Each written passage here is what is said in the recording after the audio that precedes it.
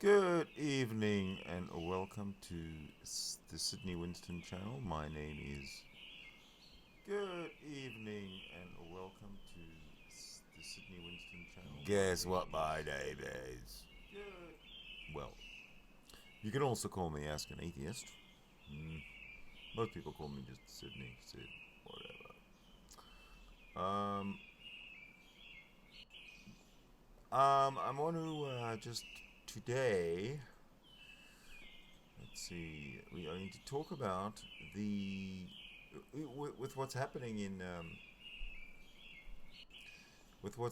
in Turkey right now, the way they're attacking in Syria, in the Kurdish part of Syria. What I wanted to do was have a little look at Turkey and the genocide that Turkey committed upon the Armenian people back in the beginning of the 20th century somewhere. So what I'm going to do is ask you to just sit back, keep calm, and say hi. Hello, everybody. So, yes, welcome to Sapiostream. And like I said, we're going to look at genocide, the Turkish genocide of the Armenians. Back, I believe it was 1915 or so. I'm not sure. But what we're going to do is we're going to rely on Mr. Tom Woods from the Tom Woods Show, whose opinion I value very highly, and for the next 30 minutes or so we're going to let him explain to us what it is that we're looking at when it comes to the Armenian genocide. So yeah, why don't we let me just set up a little bit here. Set up, and then we can get to it. Okay. The Tom Woods Show. The Tom Woods Show, baby. That's right. Let me just set it up so that we don't have to listen to a whole bunch of nonsense. Okay, sweetheart. We are with the Tom Woods Show. Right, so there you go. We're going to watch this, talking about the Armenian genocide, Tom Woods. If you're not familiar with Tom Woods, then you should become familiar with him, because he's a pretty cool dude, knows exactly what he's talking about. And for the next little while, I'm going to leave you, well, for the next 30 minutes or so, with Tom Woods explaining the genocide in Armenia. Tom Woods here, an overdue episode on the Armenian genocide, which we're going to learn about today. We're talking about a period from 1915 to 1918 and stretching as late as 1923 that involved about 1.5 million Armenians perishing at the hands of the Ottoman Turks. We're going to get into the details here today with Dr. Ruben Adalian, who holds a PhD in history from UCLA. He is the director of the Armenian National Institute in Washington, D.C. In 1993, he completed a project to document the Armenian genocide in the United States National Archives, and in 1994, the accompanying 476-page Guide to the Armenian Genocide in the U.S. Archives 1915 to 1918 was published. Dr. Adalian has taught at a number of universities, including George Washington University, Georgetown University, and the School of Advanced International Studies at Johns Hopkins University. He's the author of numerous books, including From Humanism to Rationalism, Armenian Scholarship in the 19th Century, Historical Dictionary of Armenia.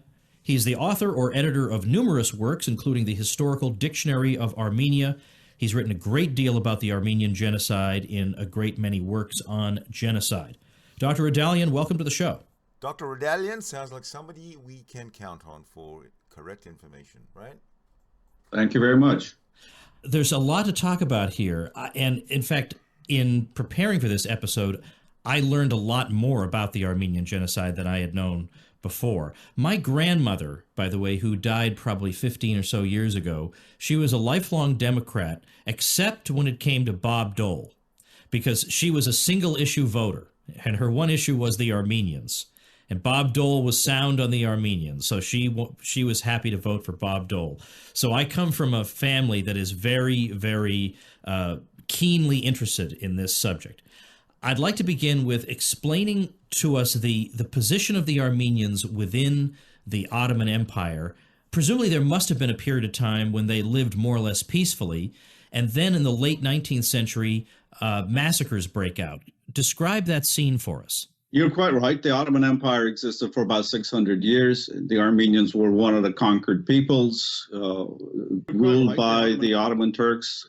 So obviously, once the era of the conquest had ended and peace had been established, you could argue that you have a few centuries of peace, except the difference being, unlike many other empires, this was an Islamic empire and the Armenians were Christians. So there was an automatic structural issue where Islamic law prevailed, Islamic customs prevailed, and the Christians were a second-class minority, and the Armenians were not the only Christian minorities in the Ottoman Empire, Greeks, Bulgarians, Romanians, many others.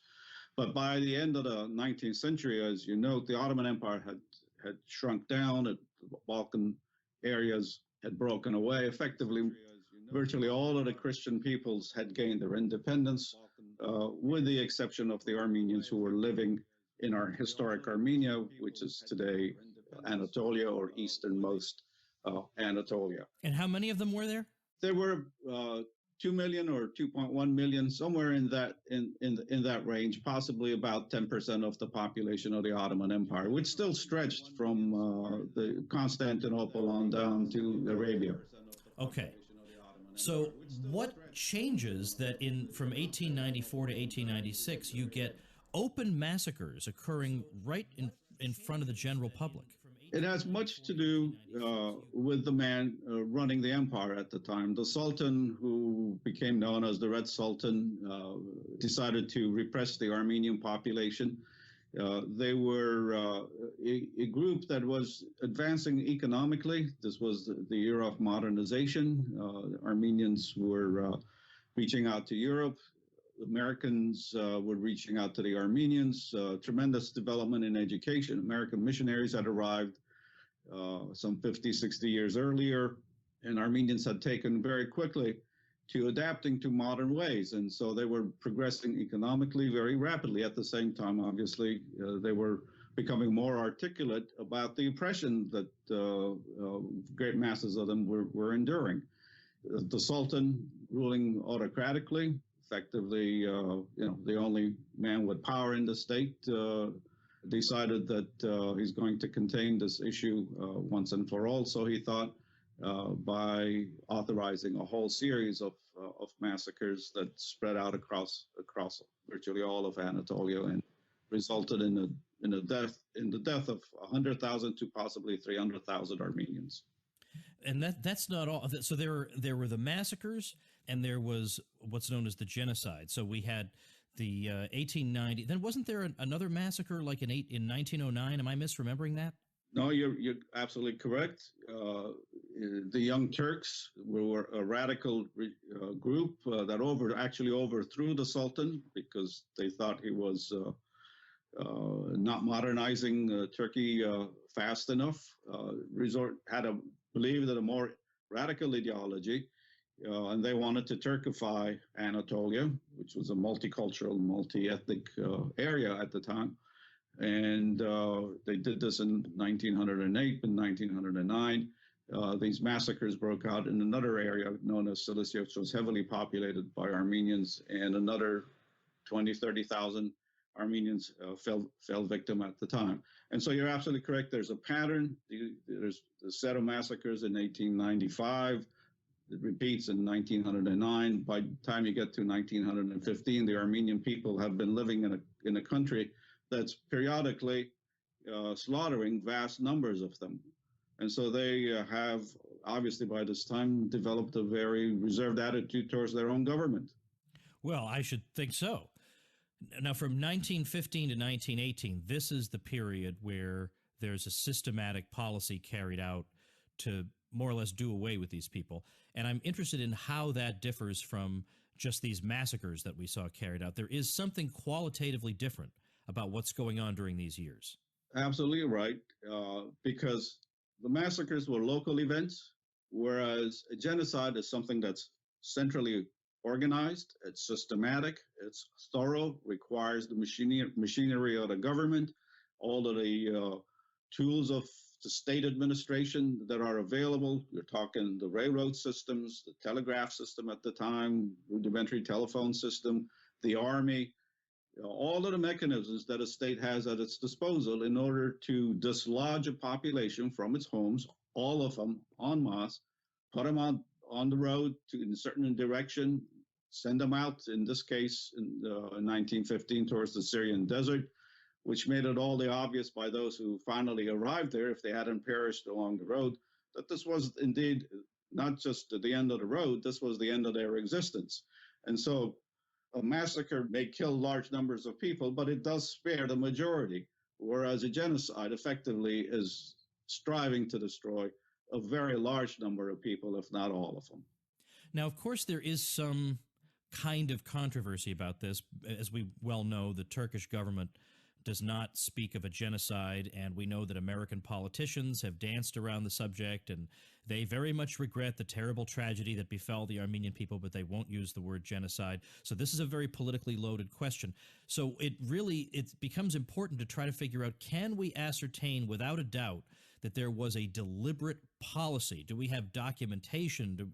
What kind of evidence do we have that this wasn't just wartime stifling of dissent or whatever? I mean, that there was a real deliberate attempt to destroy these people. Right. That's the central question. And the fact of the matter is that just absolutely no shortage of documentation. And interestingly enough, the greatest amount of evidence on the Armenian genocide actually lies in the United States National Archives, for the simple reason that the United States was a neutral party during the greater length of the First World War, the Great War, which occurred from 1914 to 1918. And so there's an American ambassador, there are American consuls who are stationed in various cities across the Ottoman Empire, as well as a significant number of civilians, including educators, missionaries, physicians. They're all witnesses to what transpires with the Armenian population. And they're send reports, regular reports, eyewitness reports to the American ambassador, and all of that gets sent into the United States to Washington. And hence, the American government is fully aware of the entire course of the unfolding of the Armenian genocide, blow by blow.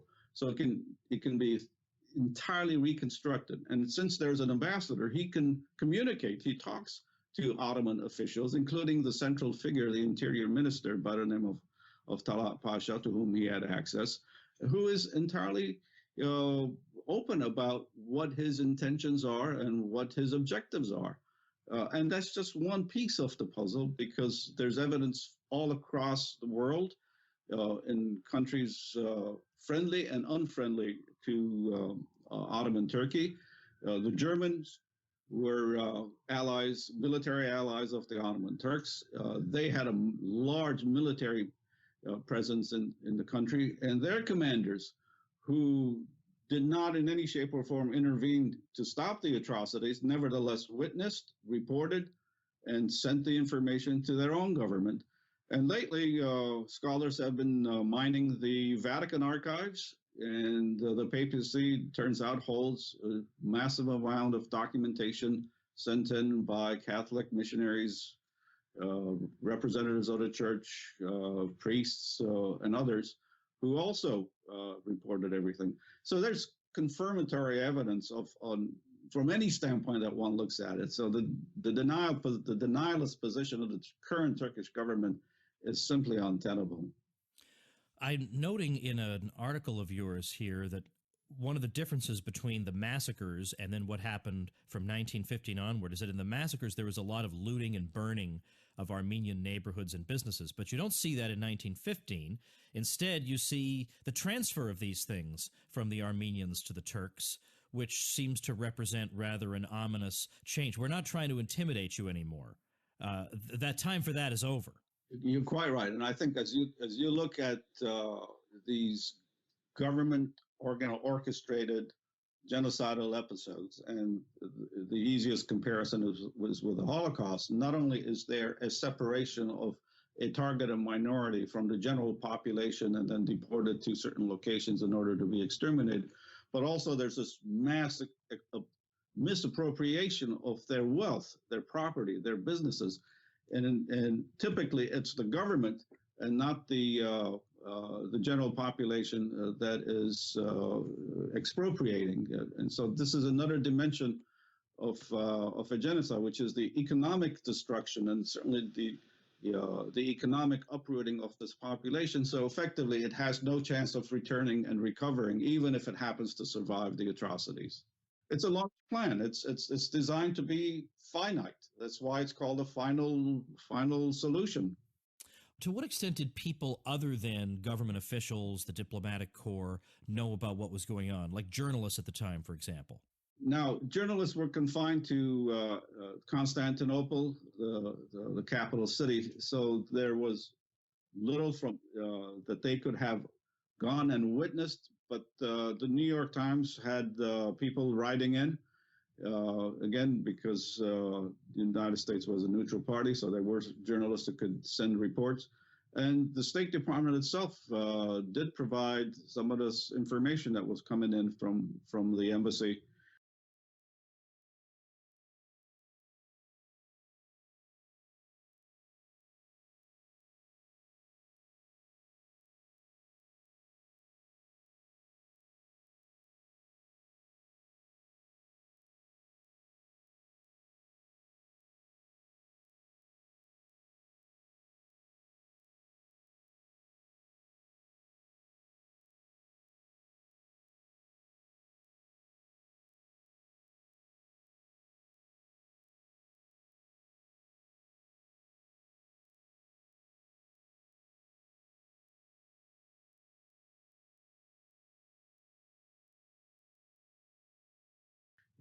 To the media. And it's on account of that there was actually a sizable effort undertaken in the United States, which ended up being called the Near East Relief Organization, ultimately chartered by Congress, in order to raise funds specifically to save the remaining survivors, to get them food, resources, whatever the U.S. was able to channel through the embassy and its consulates. And these men were truly heroic. They're little known. Their names have been forgotten. Perhaps only Ambassador Henry Morgenthau is remembered best. But every one of them just went out of their way to do their utmost. Okay, all right. Sorry about that. I apparently was muted. Thanks, Fred. But anyway, what I was saying is this here is the hangout. We're in a hangout. I have a hangout open. If you want to talk about this Armenian thing or even what's happening in Turkey right now, which I kind of want to pursue. Actually, at the end of this talk, I'm just going to go and have a quick look and see what's going on, because there's shit happening at this point right now in Turkey or in northern Syria or wherever the hell the shit is happening with the Kurds.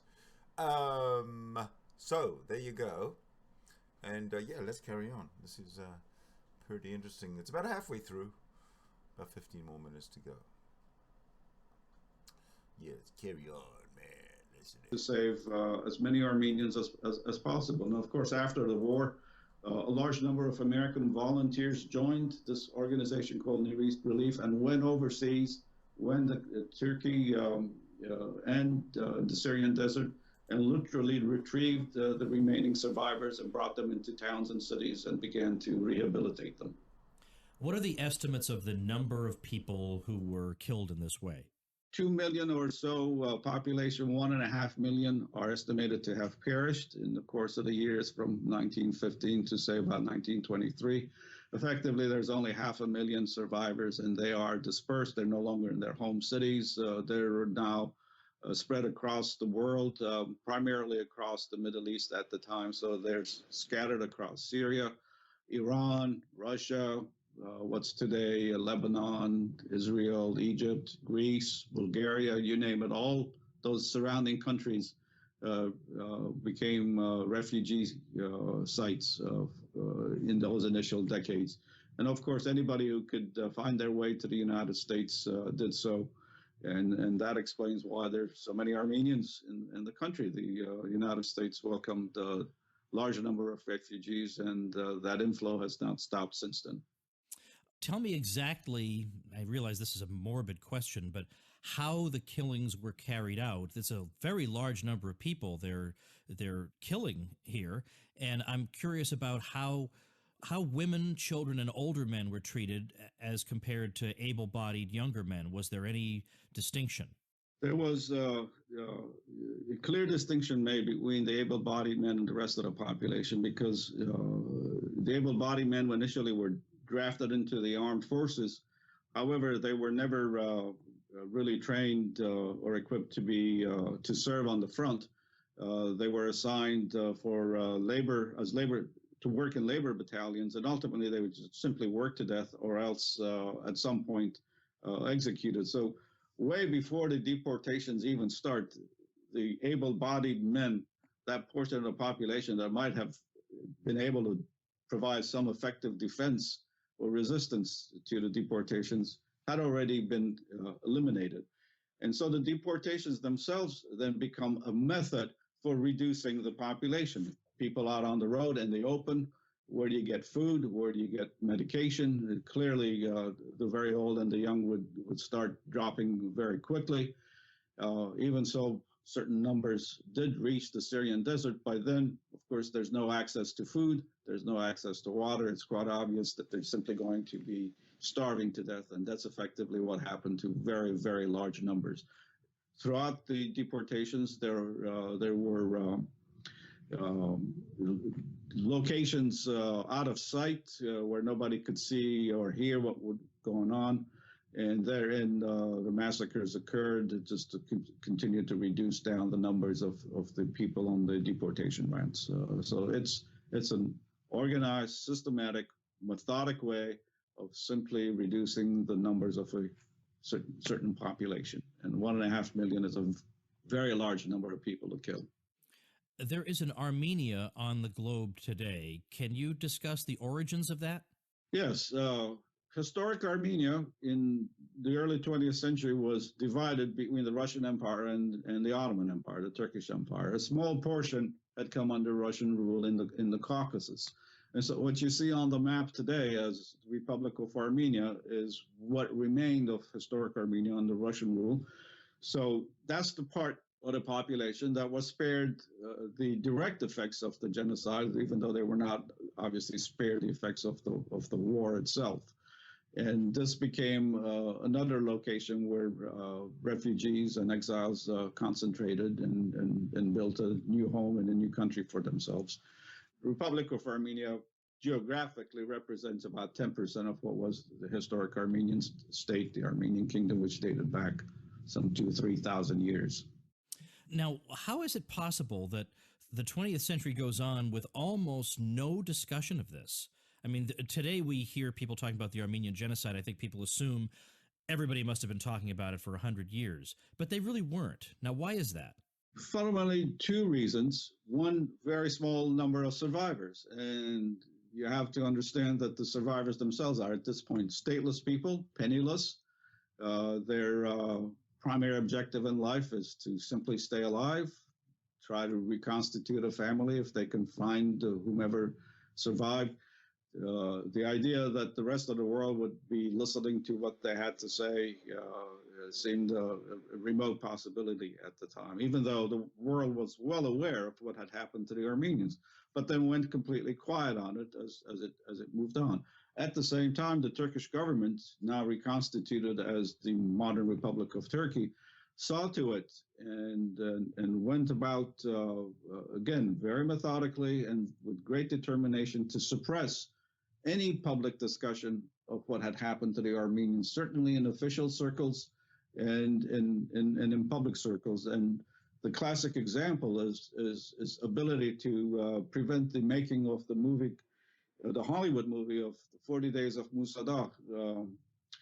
A very popular book had been written by that title by a European author, and Hollywood had bought the film rights. They had announced that they were going to make the film, but Turkey intervened, and through State Department pressure, the film wasn't made. And this is just, as I said, a best known example of actually containing and preventing the discussion of the Armenian genocide. And they succeeded in doing so for about 50 years or so. It's only since the 1960s and the 70s that the subject of the Armenians has come to public attention again. And that's because it's not the survivors anymore, it's the descendants, the children and the grandchildren of the survivors who have settled in countries all around the world who began to raise the issue of what is the world's response? Where is the point of justice to committing so many crimes that have gone unpunished, unaddressed? Okay, so that leads me to the next question. Describe for me what's been going on in the U.S. government in terms of statements by U.S. presidents about this. What are the factors at work here? It can't just be, I've always been told by my family, well, they don't want to offend the Turks because Turkey is an important ally, and I just can't believe that. Germany's an important ally. Nobody worries about offending them. So what really is going on here? Is that really it? It's because unlike Germany, which faced the reality of what happened during the war, and where these international tribunals, as known as the Nuremberg trials, effectively persuaded and imposed on the German population the realization of what the crimes in which they had participated. That did not occur in the case of Turkey. And so effectively they got away with it. There were some trials in the immediate post-war years in 1919, 1920 or so, but those were closed down pretty quickly. And so the onus of responsibility was never imposed on the Turkish government.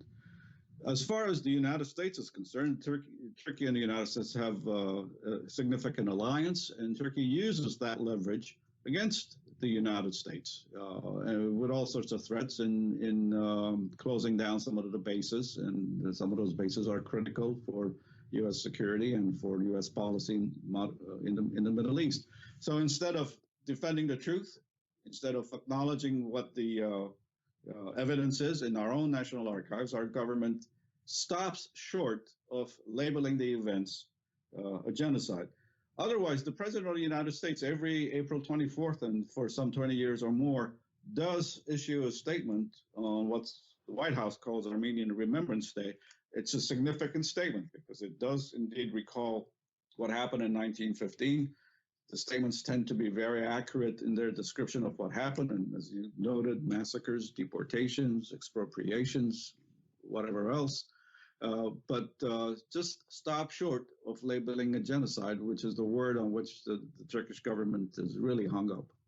Now, why is it hung up on that simply because it's offended by the term, or does it think there will be any present-day consequences, negative consequences for Turkey? I mean, are the Armenians seeking any kind of reparations, and that's what the Turks are afraid of, or is it just they don't want to be accused of this terrible crime? One, they don't want to be accused of a crime. And second, they do understand that if there is confirmation by the United States that indeed what happened in 1915 is a genocide, then there would be repercussions or considerations to be taken into account, at which point is, what do you do? What kind of responsibility does a government take for events that have now been labeled a genocide? Now, mind you, some 25 or more countries have done so already, most of them in Europe and South America, including Canada. It's only a question of where the United States stands, and the U.S. government's position, as I've tried to explain, says acknowledges the facts, but it won't label it a genocide. Interesting. Now, can you just take 1 minute to say something about Bob Dole, who's not somebody I have a lot of necessarily super kind words for on the show, but as I said, my grandmother loved him because of this. Why is it that Bob Dole became interested in the situation involving the Armenians? That's actually a very interesting question and has everything to do with his service during the Second World War. He was severely wounded, and when he was brought over for recovery to the States, he was sent to a surgeon of Armenian background by the name of Hampar Kalikian, who did his absolute best to help this young soldier who was bedridden to recover physically and to recover emotionally and morally. And that young soldier became Senator Bob Dole of Kansas. And Senator Dole was always personally grateful and thankful and held the memory of Dr. Kalikian dear. And Dr. Kalikian himself and his family, of course, had been victims of the Armenian genocide. And it's through him that Senator Dole had first learned of the Armenians and of their fate, and thus he became, as you note, the greatest champion in the United States government for officially recognizing the Armenian genocide. In 1990, he spoke on the floor of the Senate eloquently to try to persuade the rest of his colleagues to adopt a resolution to that effect. He did not succeed, but he certainly made it clear where he stood. I'd like to ask you one other thing. I'm interested in the church among the Armenians. Now, most of them, I assume, were Armenian Orthodox? Right. Armenians are virtually all Christian, primarily Armenian Orthodox, with many Protestant and many Catholic. Okay, so I'm just interested in, during those initial massacres, the extent to which the church in particular was targeted. And if so, in what form did that take? Yes, that's actually a terrific question, to the effect that typically a genocide starts by targeting the able-bodied and the leadership. And this is why Armenians commemorate the Armenian genocide on April 24th, because that's the day the leadership of the Armenian community in Constantinople, a few hundred men, all of them, were summarily arrested and deported, and many never returned.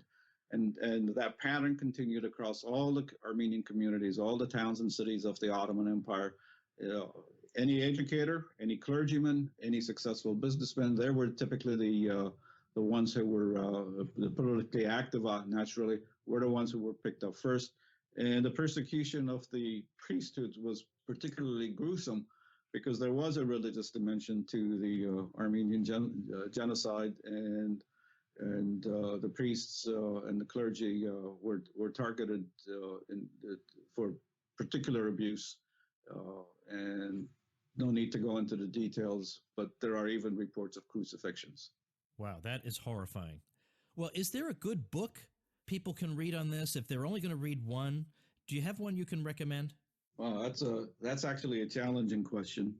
What I could do, though, is recommend that people visit the website of the Armenian National Institute, armenian-genocide.org. It contains a massive amount of information on the subject and sample documents, sample reports from that time, the American record on the subject matter, what presidents have said and what many others have said. It would give them a comprehensive look into the subject of the Armenian genocide.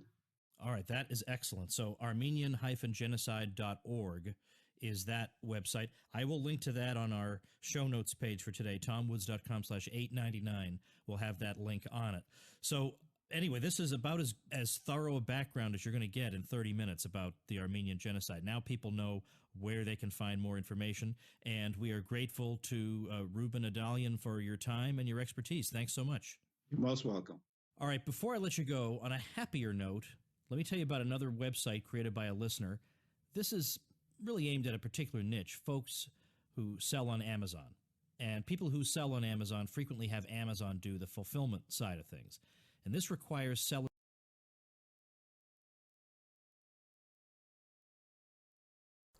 I think he's about to sell something, so we'll just leave him alone to do that. I did learn a couple of things from that particular video.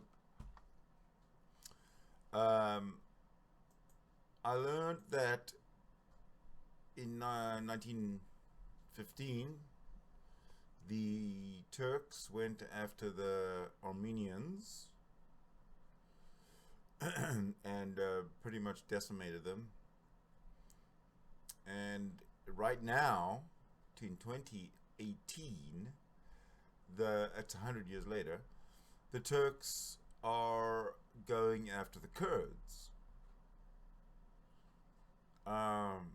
The difference being that 100 years ago, the Armenians had no weapons, I guess, no defense against the Turkish genocide. Today, the Kurds have support, have weapons. But what I do not understand is what is it that nobody likes the Kurds? They seem to be such a nice, autonomous province of Iraq. Peaceful as more peaceful than anyone else in the area, even though they want a homeland or an independent state, and no one will give them one. But there's no international global Kurdish terrorist fuck, I don't know, nothing. But what I would like to know is what is it that why do the Kurds not have their homeland? It seems to me, from everything I've watched and seen and read and listened to about the Kurds, that there's no reason for them to not have a homeland. I just don't get it. So if anybody wants to tell me, like I said, I do have a hangout going. Tread there in the outside chat in the YouTube is he's willing to he'll talk to you. He'll see if you're a good fit. Just kidding. If he wants to, he will. If he doesn't, he won't. Kurds want their own caliphate, but that's impossible. Well, I mean, I'm not saying it's no. Let me rephrase that. Kurds. I'm just reading from the YouTube. Actually, I should share the YouTube chat in the stream, but I will in a second.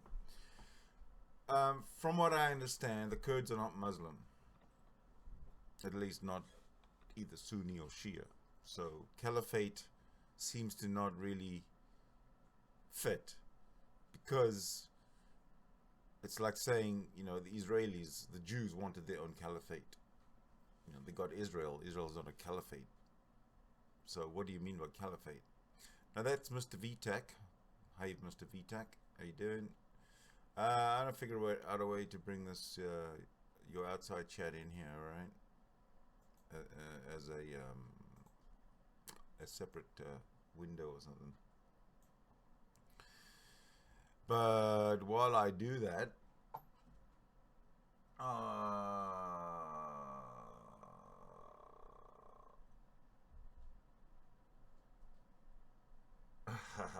yeah. While I do that, I'm going to point out that it has been pointed out. So I'm going to point out that it has been pointed out that I have a line in the, I think it's probably in the details somewhere down below,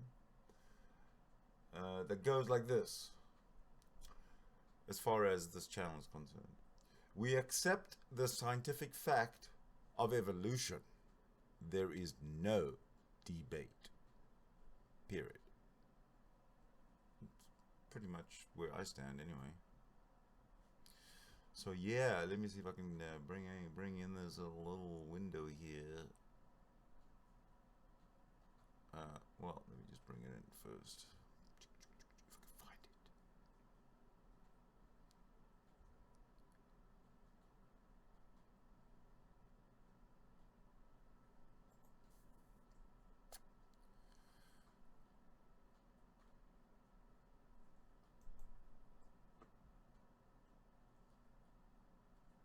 fair enough. No, I got you about Mr. V. Mr. V does not do online. He doesn't come online on Hangouts because he's working. I got it. There we go. That one there. Perfect. Sweet.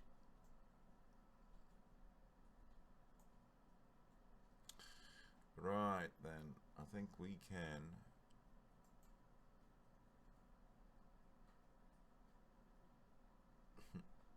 I'm just setting everything up here, and it's not going quite as well and as smoothly as I usually like, which is part of life, I guess. So yeah, let me just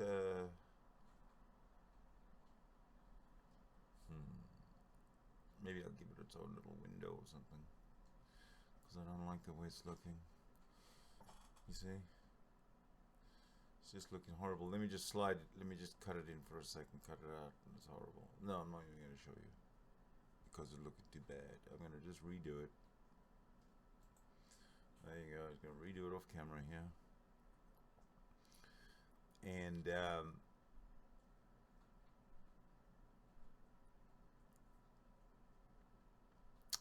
I was trying to figure out a little bit more about what I learned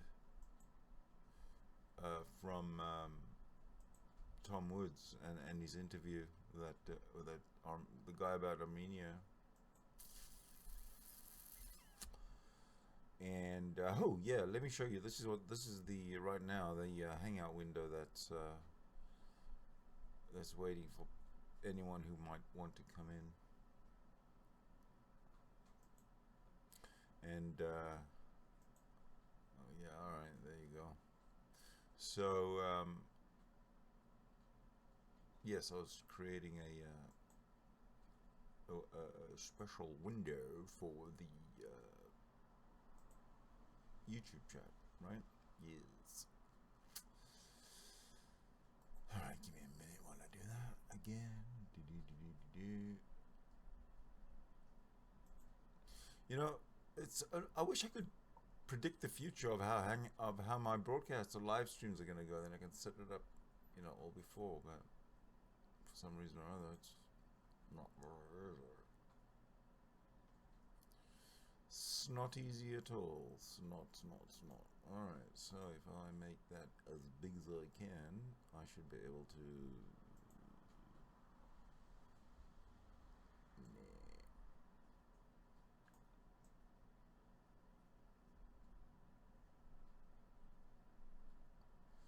All right, this is this is the public view of the YouTube chat.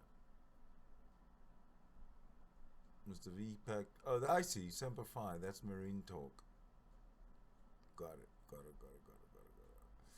So Mr. VTech says ISIS was a competitive caliphate against the two standing caliphs. Thus, the collapse of ISIS was necessary.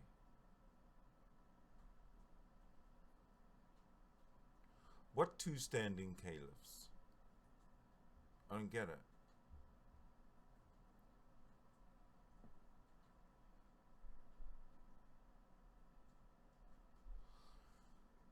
Hope ISIS just drops off the face of the planet. The problem is they still have a presence, you know. They still have a presence in parts of Syria. They're not totally out. In fact, as the video was playing on top of the talk. Oh, I see. All right. Okay. Got it.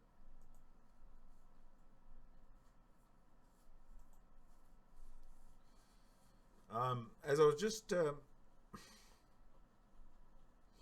was playing that other video over the talk with the video that had the text, and what they said was that essentially ISIS is teaming up with the Turkish army to invade Syria. Am I right? So if ISIS is teaming up with the Syrian army to invade Syria, I mean to invade northern Syria, to invade the Kurdish, or kick the Kurds out, like genocide the Kurds, or whatever the word is, then that means ISIS is not dead.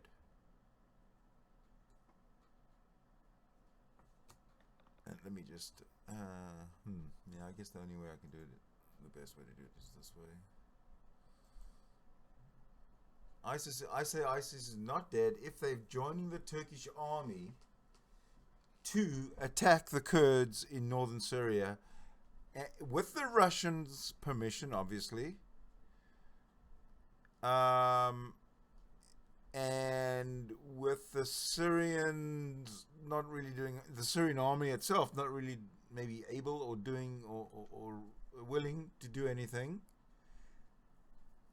And the Turkish army thinks it has the entitlement to cross the Syrian border, and just in they go. So Syria is very weak. Russia's not being very nonchalant about it. The ISIS fighters, because there's, they've been kicked out of a lot of places. There's a lot of where they're going to go. They're going to join the Turkish army to invade northern Syria and kick the Kurds out or fight the Kurds. So this is what seems to be coming. So what is the what's the chat say? Islam has one prime directive, and that prime directive is absolute Sharia law everywhere, to the slaughter of any and all non-conformists, all non-Muslims. And Tread says, yes, they are not weak. In fact, they may be growing in underground ways. Yes, I agree. They are growing. They absolutely are growing. Or they look. They didn't all get killed when the caliphate fell. They, a lot of them ran away or got away because the caliphate was falling, and they're landing up fighters. They're fighters, so they go where there's a fight. I mean, you gotta pretty much give that to them. They go where there's a fight, right? I mean, wouldn't you? I would. I'd go where there's, where I'm going to get paid to do what I can do. And if I'm a fighter for ISIS and there's no more caliphate, well, I'm going to go and bash somebody's head, kill, because that's what I do. So anyway, they are joining the Turkish army. So it seems to me that the Turkish army and ISIS are sort of a coalition.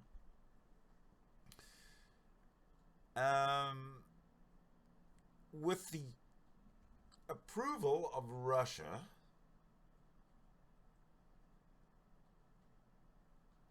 while the United States is also in northern Syria with the Kurds. Why? It's not looking good. It's not looking good at all.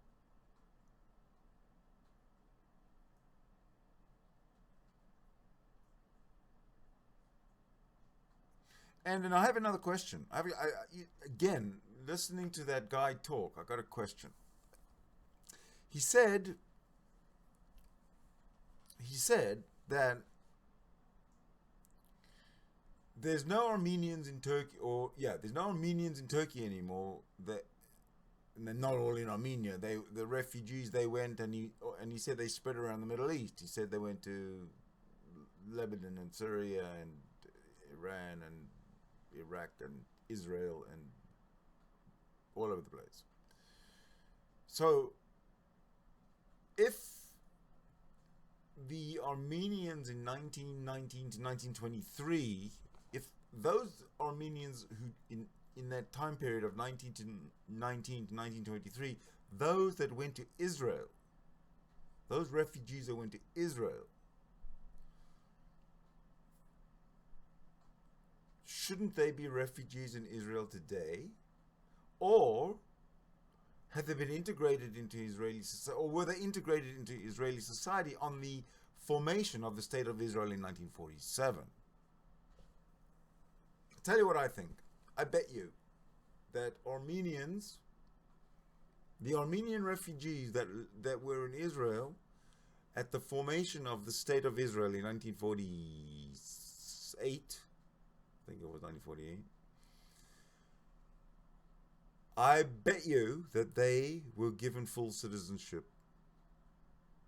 in the State of Israel, and that they are not considered as refugees or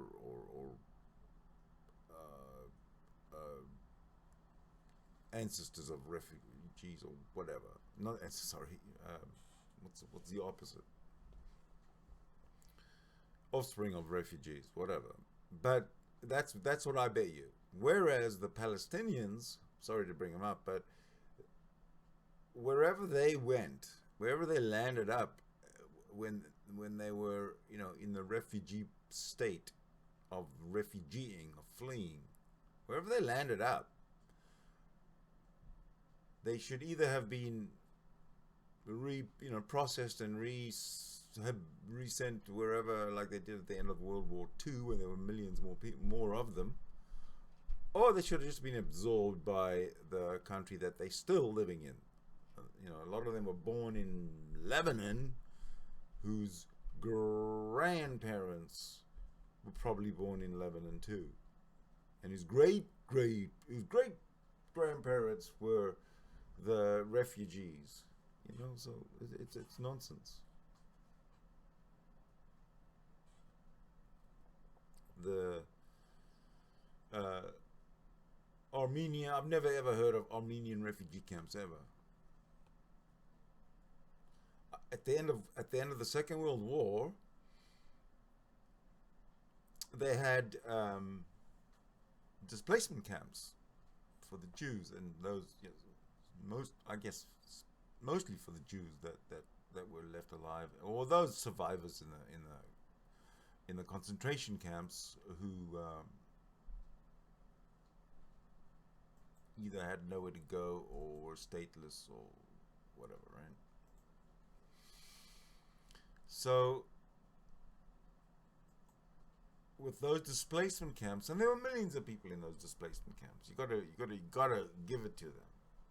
There were millions of them, and it was sorted. All of them went somewhere. They either went back home, or they went to America, to Canada, to Australia, to Israel, or to Sweden, or South America, wherever. They went somewhere, right? Everybody who was in a displacement camp at the end of the Second World War was sent somewhere where they could just live. Why the Palestinians are such a special deal is beyond me. They're such whiny little bitches. There is no whinier, bitchier nation than the let's just say, quote unquote, Palestinian nation, which never existed before 1964, maybe. The Palestinian nation, at the time of the mandate, let me show you something. Now that we're on the subject, ha ha ha. Okay, so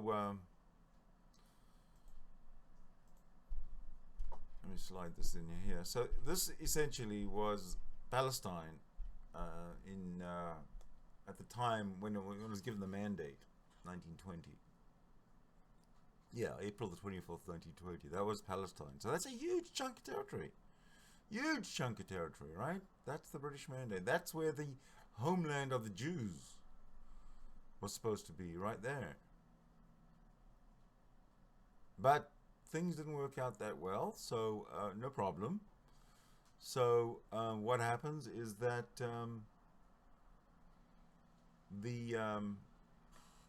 I guess the League of Nations or Britain itself, they went and they had some kind of a conference as to what they're going to do about the Arabs that were living in Palestine, because there's obviously a lot of them. So what they did was that they took that land that is Palestine, that's in the white, right there. That's the mandate that the British had for Palestine. And it shows the boundaries, as you can, I'm reading to you, it shows the boundaries of the land in which the Jewish national home was to be reconstituted, and this is as of April 24th, 1920. Not even, or very close to 100, very close to 100 years ago. In fact, when that April 24th, 2020 comes around, Donald Trump will be in his second term as president. However, I am digressing. So what to do? We got this huge chunk of land, and there's Arab riots. Arabs don't like the fact that this is all for the Jews. No. So they all meet again, and they have a little conference, and they come up with a solution, which is this: they will take some of the land and give it to the, earmark it for Jewish immigration, and they'll take some of the land and earmark it for Arabs or Arab immigration, and this is what it'll look like. It'll look just like this. See? Now this was taken on July the 24th, 1922, just 2 years after the previous border was designated as part of the British Mandate. Now, what they did was, on the July 24th, 1922, what they did was they drew the line. Okay, they said, all right, everything west of the Jordan River, except for the Golan Heights, because that's still part of Jewish Palestine. Everything east of the Jordan River, other than the Golan Heights, as you can see in the darker yellow, is for Arab, is designated as Arab Palestine, and it was called Transjordan. I think as an intermittent or intermediate name. But Arab Palestine, and the rest of it in the white, including the Golan Heights, was Jewish Palestine. That was designated Jewish Palestine. So I'll read from the slide. It says, the mandate for Palestine, July 24th, 1922, showing the area of Transjordan in which the reconstitution of the Jewish national home was to be postponed or withheld. Right, that's that yellow part. The territory of Jewish Palestine has been reduced by 77% of the original mandate. So the white portion there is still Jewish Palestine as of 1922. Yeah, I did digress. I'm sorry. Many apologies for digressing. I'm not familiar with not digressing. All right, I'm sorry about that. I will just go away. All right, so let's get back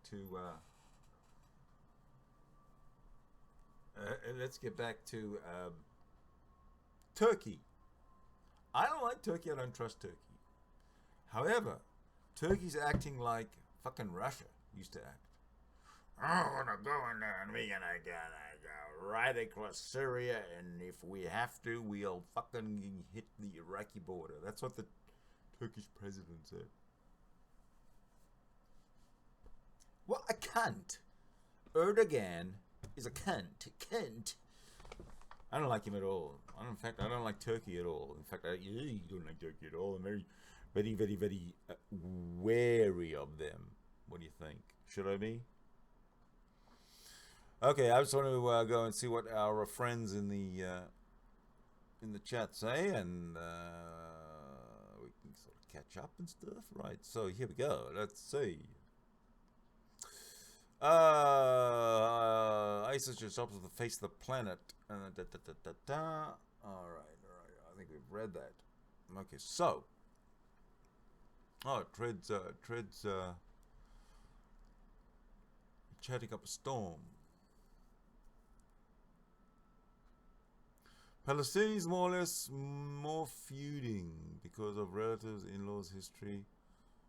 Well, yeah, but I mean it's the same problem that the Armenians had. They, you know, they have relatives, whatever. That doesn't mean they have to have, you know, a state that they you know they don't even have a history of having. It doesn't make any sense. But anyway, let me carry on. Palestinians are a typical Muslim fraud. Yes, they fucking are. I totally agree. In fact, Palestinians aren't necessarily Muslim. Palestinians are specifically Arab. That's another thing that is a sort of fake news. Nobody really takes note about that. Palestine is not Muslim. Palestine is Arab. In fact, yeah, I'll go back to the images. I'll show you something. So look,